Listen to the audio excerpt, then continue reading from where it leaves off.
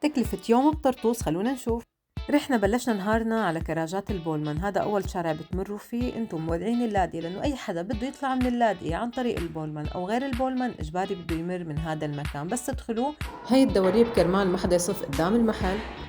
أول ما تفوتوا على الكراج ببلشوا المندوبين. هلا بدنا نروح للأخير.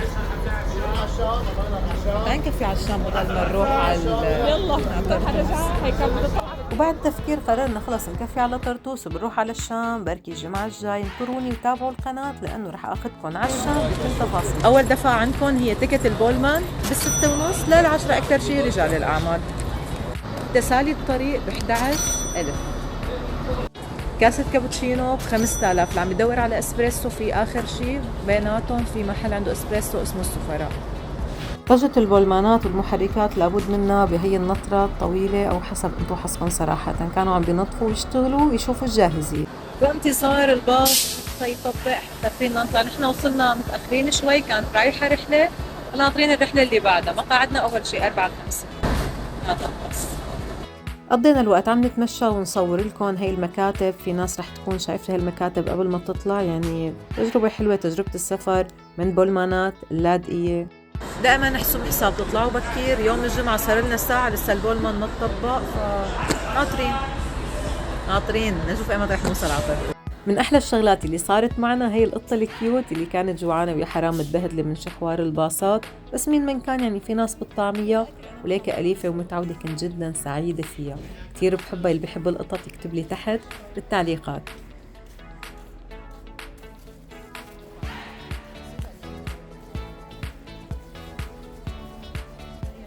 شوفوا شو كيوت شو كيوت شو كيوت، كتير حلوة.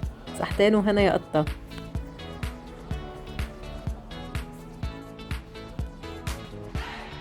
من حظي اني انا اخذ معي دراي فود. ما بعرف شو خطر لي، بس كل شيء بالحياة بصير بسبب. اخيرا مشي الحال، وهذا الباص اللي صرنا ساعة ونص تقريبا ناطرينه حتى يتعبى عالم، لانه ما في حجز مسبق. بتجوا على الكراج بتحجزوا تنطروا دوركم تنطروا العالم ويلا حان وقت الانطلاق. هاي 4-5 بعد ساعة وربع انطلقنا. يا لا لا ويا لا لا يا ليلي يا عيني ليلي ليلي يا عيني يا ليلي يا ليلي. وهيك بتعرفوا انه انتو صرتوا ببانياس.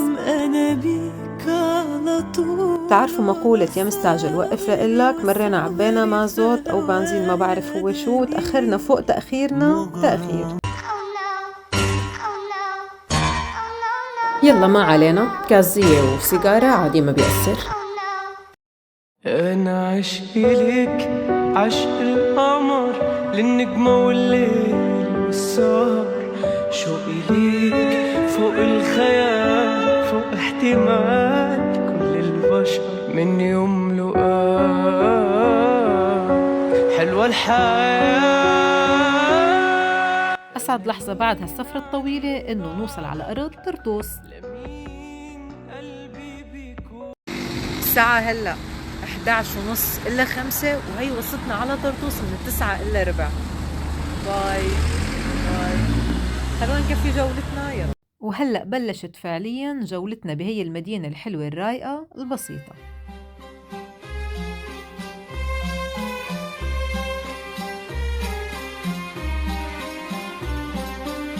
طبعا اليوم جمعة لهيك المحلات مسكرة.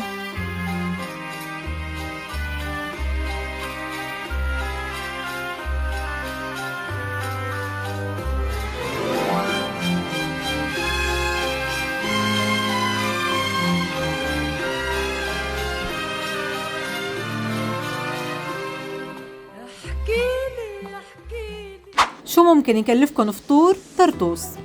وصلنا الساعة 12:30 كان وقت فطور، فقلنا لازم نروح ننقي محل جديد. جالكسي موجود على الكورنيش البحري بطرطوس. كان المطعم من جوا تكييف رائع والقعدة مثل ما شايفينها بحر على كل الاتجاهات. هاي كانت المنيو، كانت مشكلة بين فطور عادي ومناقيش. الأرجيلة كانت كتير طيبة. وصل الفطور مثل العادة حاولت أغطي لكم أغلب الأصناف، فتة وفول ومناقيش.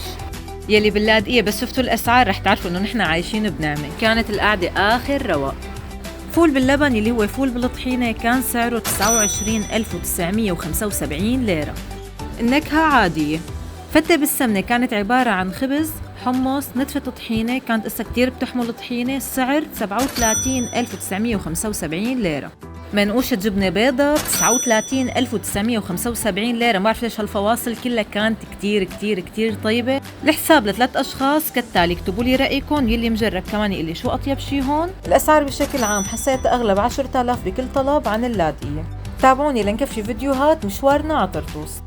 طرطوس أي مشوار بالتاكسي 20,000. قد ما كانت المسافة نفس السعر. قضيناها شوية مشي على الكورنيش حتى نتفرج على الأجواء الحلوة، بس كان كتير شوب وشمس يوم الجمعة، وإسا ما كان في حدا بهذا الوقت لأنه طقت. أجارات البسكليت الربع ساعة ب10. وهلأ مع الريفيوهات السيارة الصغيرة الربع ساعة ب15,000. خيار مناسب العصر للناس اللي عندها عائلة حابة تقضي وقت جميل، تقعدوا على الكراسي وفيكم أولادكم يلعبوا حواليكم في أمان ورواق، والمساحات كتير حلوة. شو رأيكم؟ خبروني.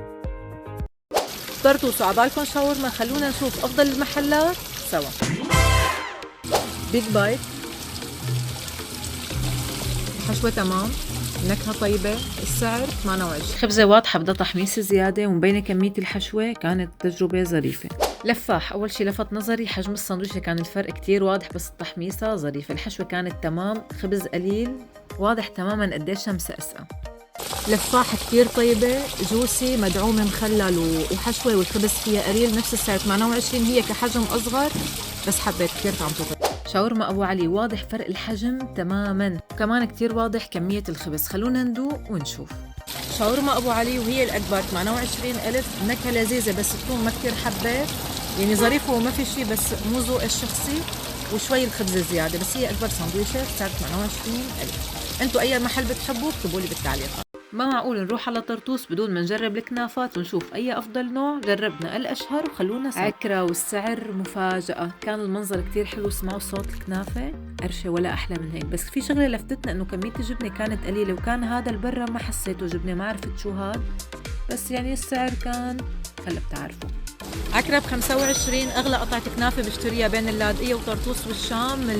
المضمون بالنسبة للسعر أبدا ما هو مناسب. هيك بصمة كنافة أزبط شي وألذ شي، بس المشكلة بالجبنة نفسها. حموضة الجبنة كانت واضحة بس البصمة بتفوز.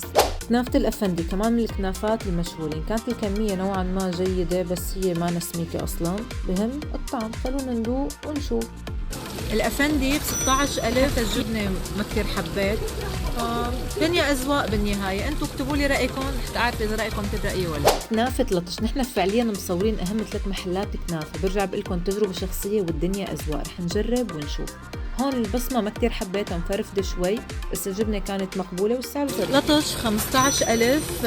حسيتها أزبط شي، بس كمان يعني في كتير أفضل من هيك، يعني أنا مجربة كتير محلات أزبط، بس بالنسبة لطرطوس بين هدول بالنسبة للأسعار لا. هي ختام تجربة الكنافة. من وين بشتري كنافة بطرطوس؟ أنا والله ما بشتري من ولا محل، فأنتوا اكتبوا لي رأيكم كمان. طرطوس يوم الجمعة كتير فاضية، الناس كلها بتتأخر لتفيق، ما كتير عالم تمشي بهذا الوقت. هلأ الساعة تقريبا 2 وشوي، فعم ندور هلا على محل نقعد إن شاء الله نلاقي شي لطيف. وفعلا لقينا محل اسمه لوز، هو عبارة عن محل بيقدم شوكولاتات ومشروبات. ركزوا لي على هي النسبة وعلى الكميات لأنه رح تشوفون بالفاتورة رح تستغربوا. جايين نصور بعدين نروح علي ونطلب الشاورما. هيك كانت الكريباية، نص لوتس نص شوكولا، بس حسيت شوي اللوتس خفيف، النوتيلا كانت ظريفة. مع اني بحب اللوتس بس فضلت النوتيلا اكتر لانه ما بعرف كان اللوتس خفيف مثل ما قلت لكم، وكانت التأميرة رائعة، كان كريب موفق، بس الاسعار غير موفقة. وشوفوا لي منزلين النسلة لحالها بالفاتورة. التقييم النهائي للوز، الاكل طيب، المشروبات طيبة، الصوصات ظريفة، بس في شغلة بالفاتورة ما حبيناها كثير، رح اكتب لكم اياها. الاسعار اوفر شوي. انا المشكلة كله عم قارن باللاذقية، طرطوس بشكل عام اغلى من اللاذقية. اللي مجرب لوز يكتب لي رايه، بس الاكل كان طيب والمشروبات كان. اغلب تنقلاتنا كانت مشي حتى نقدر نصور اكبر عدد ممكن من التفاصيل. هلا كنا عم ندور على محل اسمه موقف دارينا حتى نقعد عنده نرتاح شوي. هي كعكه بيقدم براونيز وهيك قصص، ما جربناه ما بعرف ليش. موقف دارينا بلش عبارة عن كارفان على الكورنيش، بعدين تطور وصار كافيه وكتير حلو. هلا بس فتنا بتشوفوا الكارفان معلقة بالوش. مرحبا. في محلات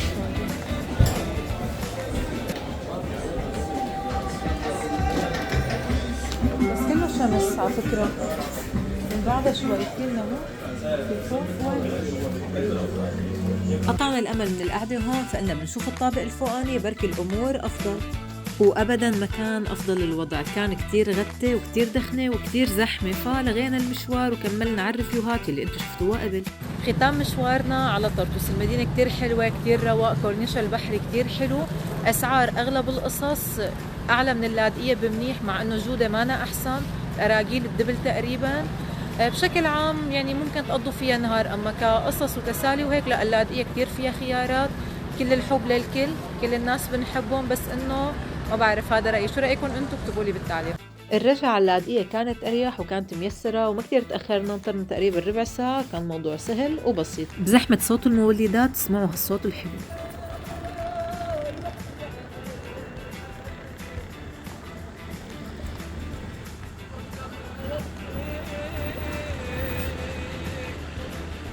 اشتقنا لزحمة اللاذقية كتير، تفرق عن طرطوس الهادية. بعد ما شفتوا أجواء اللاذقية رح أترككم بجولة كاملة للكورنيش بطرطوس، وأهم شي تتابعوني على جميع مواقع التواصل الاجتماعي لتشوفوا كل جديد. كاميليا فلاور.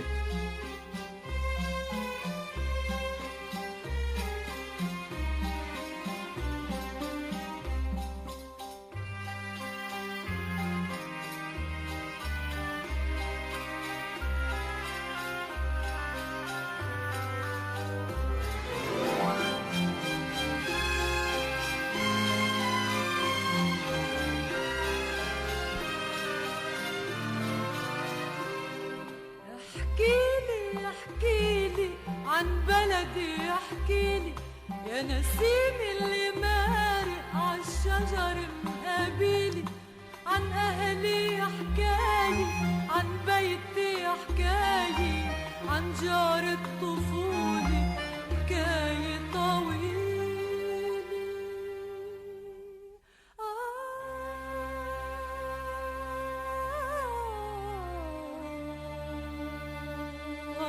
احكيلي احكيلي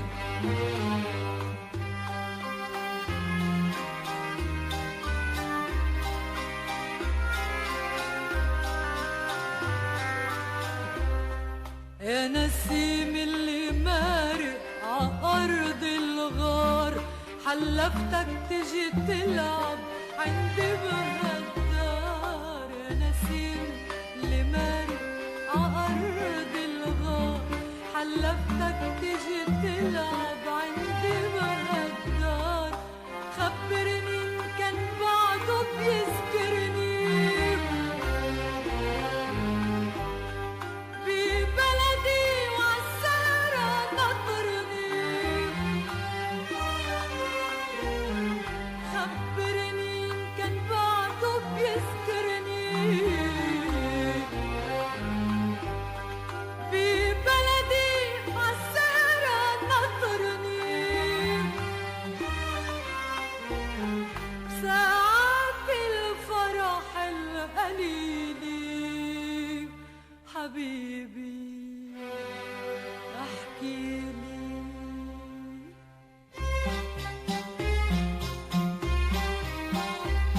يا نسيمي عن أهلي، عن بيتي، عن جار الطفولة حكاية طويلة.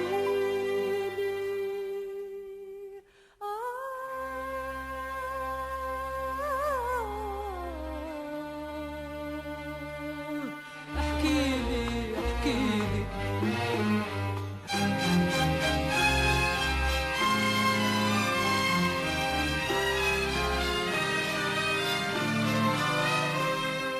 حلفتك خبرني كيف حال الزيتون والصبي والصبية بفي الطاحون. حلفتك خبرني كيف حال الزيتون والصبي